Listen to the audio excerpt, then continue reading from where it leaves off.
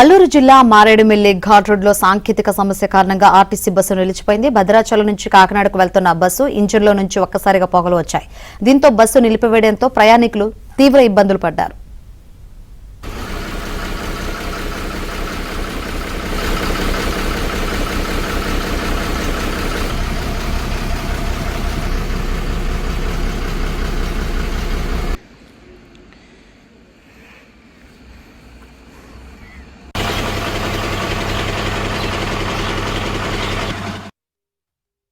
ఘాటీలో సడన్గా ఆగిపోయినందువల్ల మా పై అధికారికి అన్నీ తెలియపరచగా వాళ్ళు స్పందించి గోకవరం డిపో నుంచి బస్సు పంపించారు.